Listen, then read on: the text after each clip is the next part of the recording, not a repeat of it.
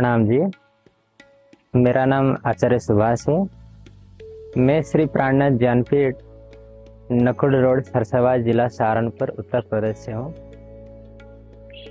यह एक धार्मिक संस्था है जहाँ पर बच्चों को निश्चित रूप से वाणी, वीतम, कीर्तनी, संस्कृत आदि का पठन पाठन कराया जाता है।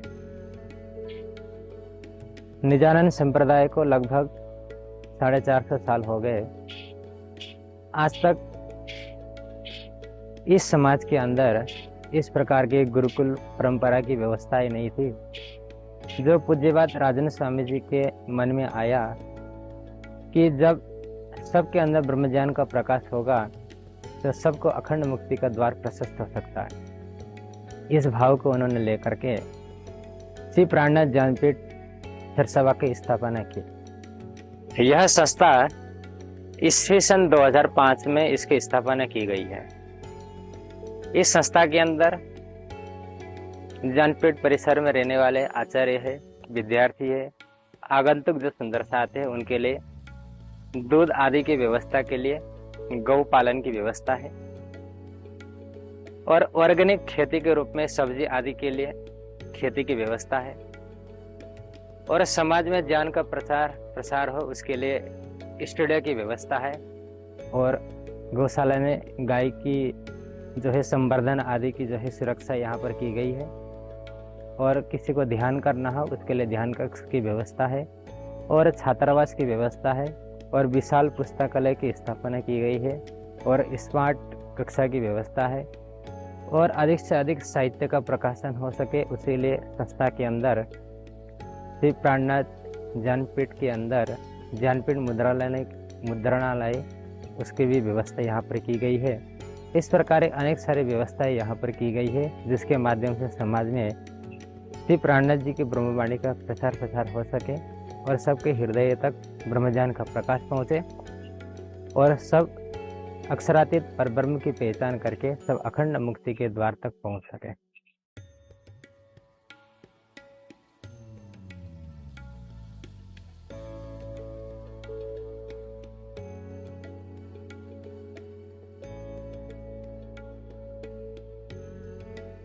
प्रणाम जी।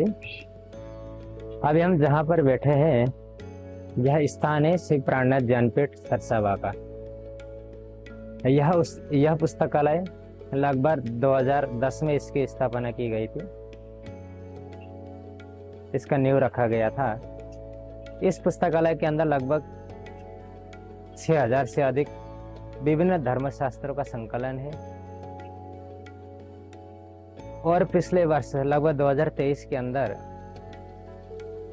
पूज्यपाद श्री राजन स्वामी जी के द्वारा की गई जो टीका है, वाणी की जो टीका है, उसकी जो 133 भाषाओं में जो अनुवाद किया गया था उसके जो प्रिंटेड जो कापियाँ है वो भी यहाँ पर रखा गया है। उसको आप पढ़ सकते हैं, उससे लाभ ले सकते हैं।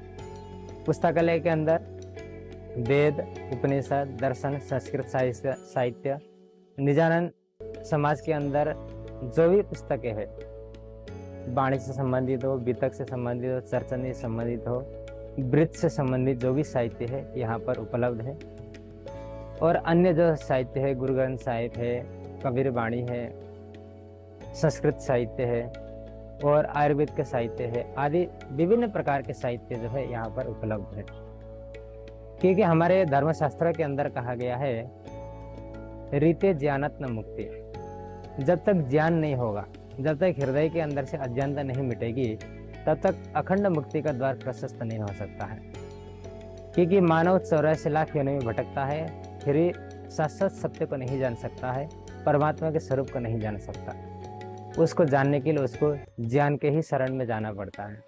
वह ज्ञान हमें अखंड मुक्ति के द्वार की ओर लेकर के जाता है। हमारे हृदय के अंदर विद्यमान जन्म जन्मांतर के जो संस्कार है उसको नष्ट करता है। इसलिए ब्रह्मज्ञान रूपी जो विद्या है उसकी हमें आवश्यकता पड़ती है। उसके लिए हमें भौतिक ज्ञान के साथ साथ आध्यात्मिक ज्ञान की आवश्यकता भी पड़ती है।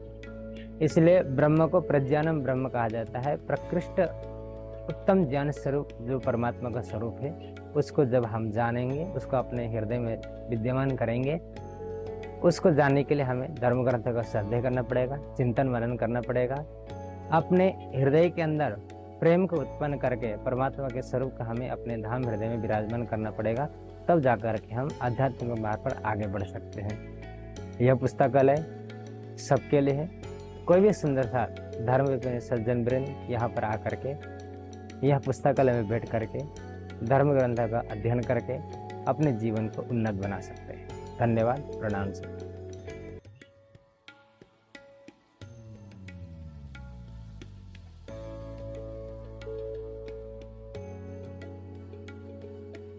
प्रणाम जी।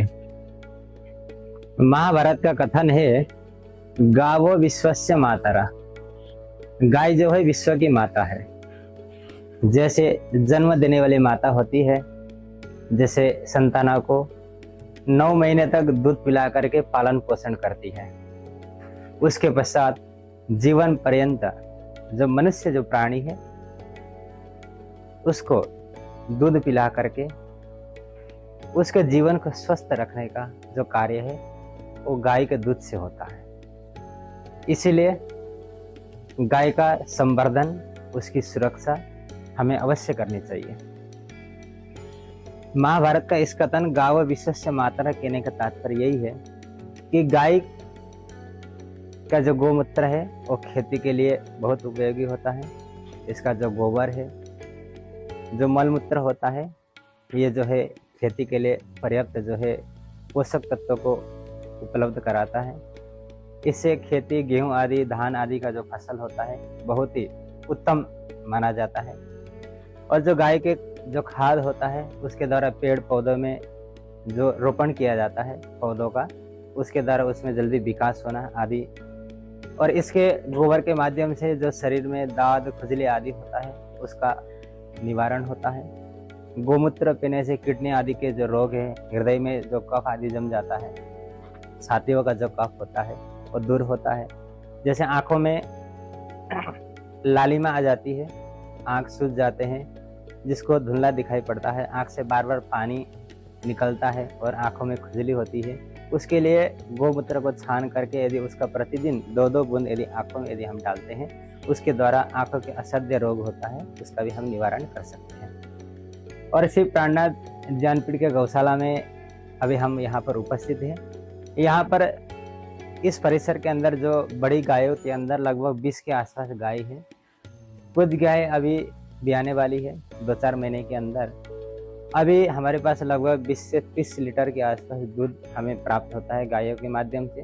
जो ज्ञानपीठ में निवास करने वाले ब्रह्मचारी विद्यार्थी है, आचार्य है, आगंतुक जो सुंदर साथ है, उनके लिए यह दूध हमारे लिए पर्याप्त हो जाता है। और आगे छोटी सी गौशाला और है जहाँ पर इनके जो बच्चे हैं उनके लिए वहाँ पर रहने के, खाने की व्यवस्था वहाँ पर है। और हम यहाँ पर देख सकते हैं इनके लिए नाद की व्यवस्था है, और स्वयं इनको पानी पिलाना न पड़े और स्वयं इनको पानी अपने प्यास लगने में इनको प्राप्त होता रहे, इसके लिए यहाँ पर पानी की हमने व्यवस्था कर रखी है, जिसके माध्यम से ये पर्याप्त रूप से पानी पी सकते हैं।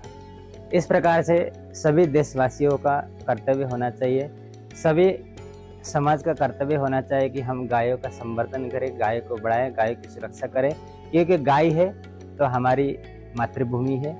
यदि गाय नहीं है तो हमारा जीवन भी यहाँ पर सुरक्षित नहीं रह सकता है। इसीलिए गाय को विश्व की माता कहा जाता है। प्रणाम जी।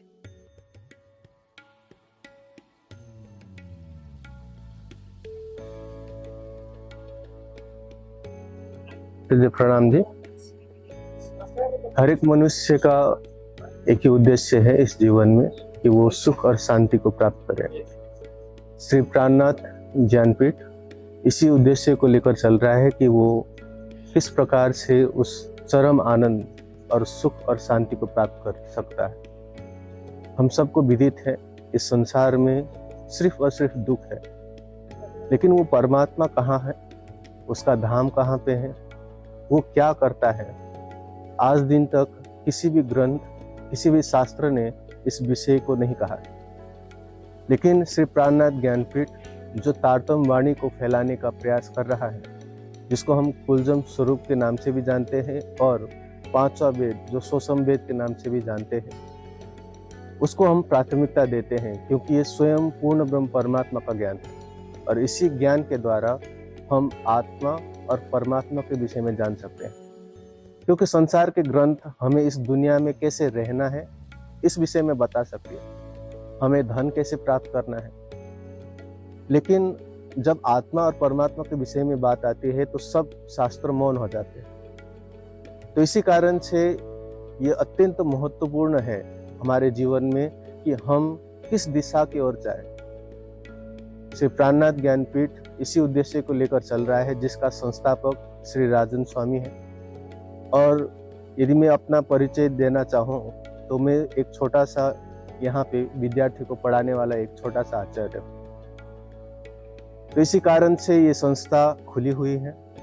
आज बाल शिविर के अवसर पर हमारे भाई वगैरह आए हुए हैं जो अभी इंटरव्यू ले रहे हैं। बहुत सारे बालक और बालिकाएं यहाँ पे पढ़ने के लिए आए हैं, जिसके लिए ये संस्था जिम्मेदार है, क्योंकि वो संस्कार सीखने के लिए आते हैं और जब छोटे होते हैं तो छोटे छोटे संस्कार के द्वारा ही वो बड़े बनते हैं और समाज के सुधार के लिए कुछ कर सकते हैं। तो ये जो प्रोग्राम यहाँ पे अभी रखा गया प्राणनाथ ज्ञानपीठ, सिर्फ एक बाल युवा शिविर ही नहीं बल्कि ध्यान के विषय में भी उसी प्रकार से वार्षिक उत्सव यहाँ पे होता है जो 7 दिन का रहता है, जैसे बीतक हो गया। तो इस प्रकार के छोटे मोटे प्रोग्राम सालों में कईयों बार आते हैं। तो यदि आप भी चाहें, जो भी मेरी इस आवाज़ को सुन पा रहे हैं, चाहे यूट्यूब के माध्यम से हो, फेसबुक के माध्यम से हो, तो कृपया आप इस संस्था को एक बार जरूर विजिट कीजिए, जो श्री प्राणनाथ ज्ञानपीठ सरसवा है, सहारनपुर में स्थित है और जो उत्तर प्रदेश में है। तो आप सभी को मैं स्वागत करता हूँ। कृपया एक बार अपने जीवन में प्राणनाथ ज्ञानपीठ पर जरूर आएं। प्रणाम।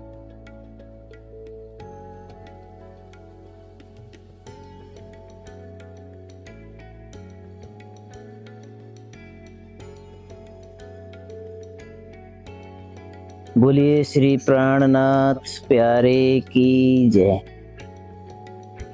प्यारे सज्जनों,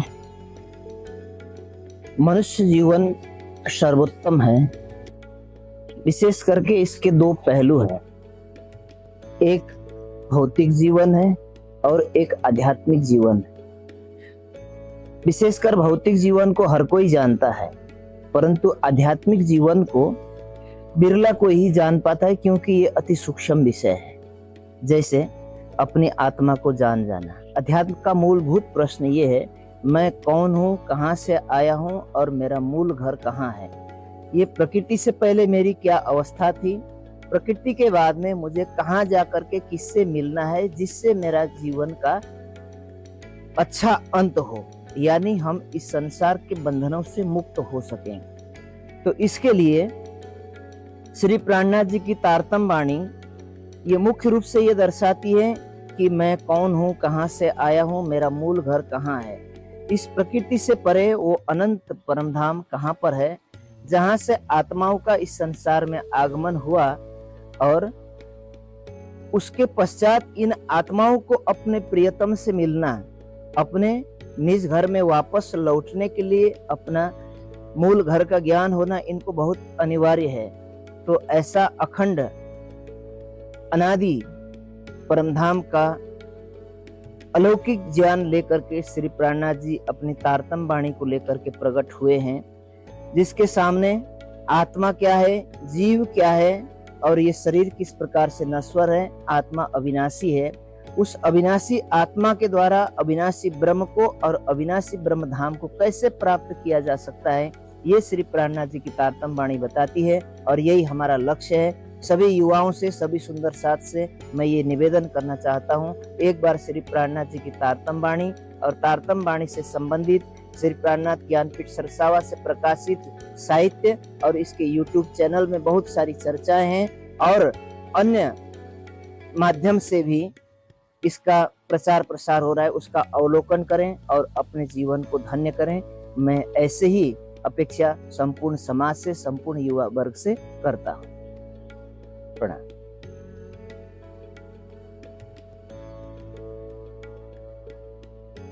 नहीं भरोसा खिन का बरस मास और दिन, तो भी दम पर बांधिया भूल जात मत। इस सोपा के द्वारा स्वयं धामधनी हमें समझाने का प्रयास कर रहे हैं कि किस प्रकार से हम अपने जो समय है उसको भूले जा रहे हैं। हमें लगता है कि जो समय अभी बीता जा रहा है, जिस समय को हम व्यर्थ में गवा रहे हैं, वो हमारे लिए छोटा मोटा जो घड़ी में देखने वाला समय है।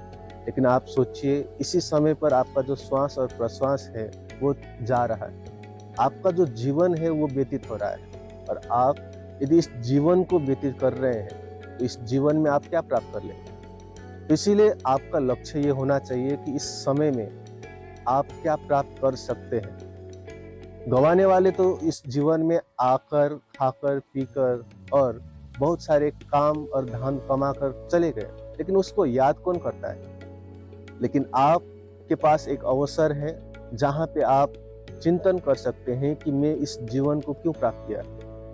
आप ये चिंतन कर सकते हैं कि इस जीवन में मुझे और क्या चाहिए जिसके लिए मुझे परमात्मा ने इस दुनिया में भेजा। यदि आप अपने इस समय को सच्चे रूप से सदुपयोग करेंगे, सच्चे प्रश्न उठाएंगे, तो मुझे लगता है आपको सही उत्तर भी मिलेगा। लेकिन क्योंकि आज के दिन में हमारे पास मोबाइल है, अनेक प्रकार के इंटरनेट के साधन है, जिसके कारण से हमें भुलाया जा रहा है। आप सबको विदित ही होगा, पहले के जब रोमन शासन था, रोमन शासन में यदि जनताओं को एक जगह पे रखना होता था तो वो क्या कराते थे, एक दूसरे में युद्ध करवाते थे और उनको रोमांच आता था। लेकिन आज हमारे गवर्नमेंट क्या करते हैं, हमें एक जगह पे रखने के लिए, जहाँ पे युवा हैं, ठप हो चुके, एक कमरे में बंद रहते हैं। आज किसी को क्रांति नहीं करना है, किसी को कुछ कहना नहीं है, क्योंकि आज हमारे लिए भी एक साधन रखा गया है और वो है मोबाइल। मोबाइल के अंदर बहुत सारे ढेर सारे चीजें हम देखते तो हैं, लेकिन किसी के अंदर वो क्रांति नहीं आता। हाँ, फेसबुक में कमेंट कर दिया, इंस्टाग्राम में कमेंट कर दिया, लेकिन उससे हमारे जीवन में कोई बदलाव आने वाला नहीं। जो बदलाव आएगा, सच्चे रूप से जिस समय का हमने यदि सदुपयोग करते हैं, तभी हम बदलाव लेके आ सकते हैं। तो इसीलिए हमें फिर से उस चौपाई को याद करना पड़ेगा कि भूल जात भजन, हम अपने भजन को भूल रहे हैं, अर्थात उस परमात्मा को भूल रहे हैं। और सच्चे रूप से यदि समय का सदुपयोग करना है तो हमें अपने आत्मिक स्वरूप को याद करना पड़ेगा और स्वयं उस परमात्मा को याद करना पड़ेगा। तब जाकर हम अच्छे रूप से इस समय का सदुपयोग कर पाते हैं और मोक्ष को प्राप्त कर पाते हैं। प्रणाम।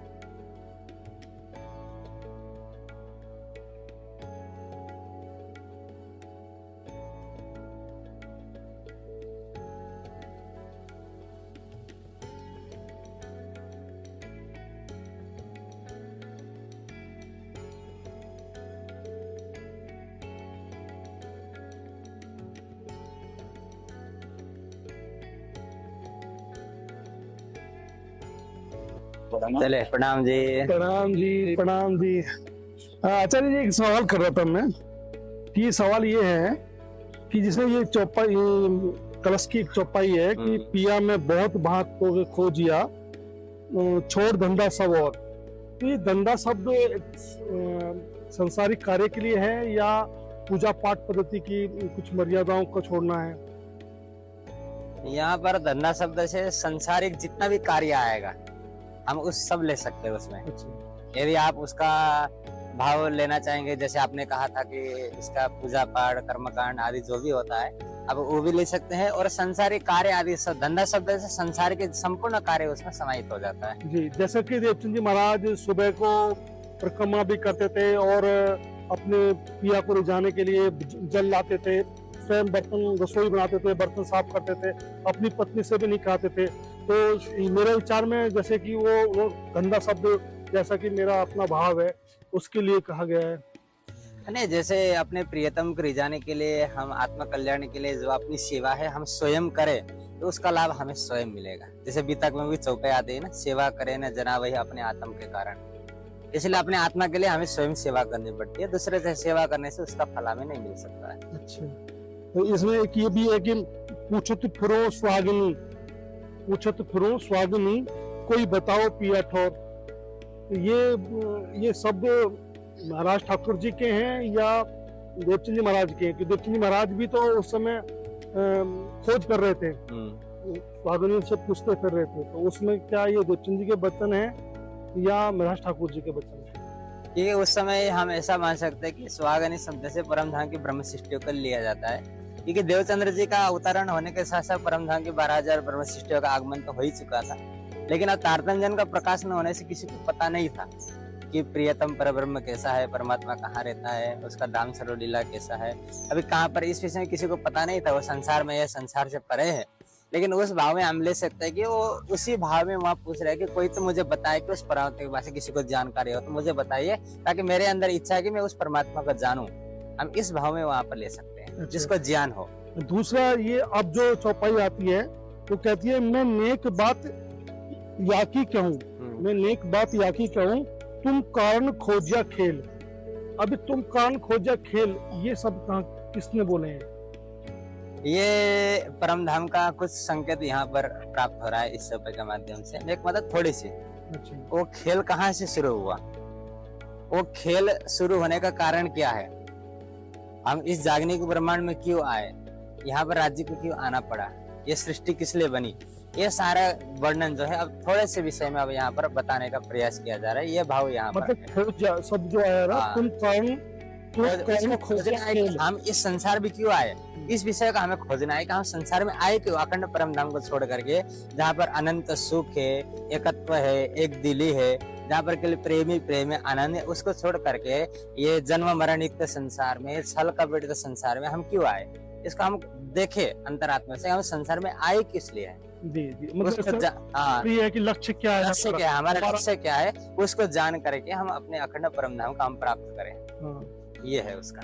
कोई ना कहे मैं देखिया जिनो नीके कर खोजल, कोई ना कहे मैं देखिया जिनो नीके कर खोजल, यानी जिन्होंने नेक करके खोजा है, तो वो कहता है कि मैं देखा हूँ, देखा कोई नहीं कहता। संसार में आज तक तारतम्य ज्ञान के अवतरण होने से पहले सबने परमात्मा की खोज तो की, भगवान से भी समाधि लगाते, एक बार 5,000 वर्षों की समाधि लगा, लेकिन फिर भी उनको निराकार से परे का ज्ञान नहीं है, अखंड परमधाम का ज्ञान हो ही नहीं सकता है। लेकिन जिसने कहा कि मैंने परमात्मा को जान लिया, लेकिन जब संसार में तारतम्य का प्रकाश नहीं था, वेद तो कहता है तमसा परस्ता, वो परमात्मा तो प्रकृति से परे है, अज्ञानता से परे है, लेकिन वो परमात्मा है कैसा, उसको जानने के लिए हमें तारतम्य ज्ञान के शरण में आना पड़ेगा। प्राणनाथ जी के ब्रह्मवाणी के शरण में आएंगे, उसका चिंतन बनेगा, तभी जाकर के पता चलेगा कि अधपार बेहद बेहद पर अक्षर पर बताने जागेंगे, वहीं जाकर के हमारे आत्मा की जागृति हो सकती है। धन्यवाद, प्रणाम जी, बहुत अच्छे विचार, आप मेरे संशय दूर किए।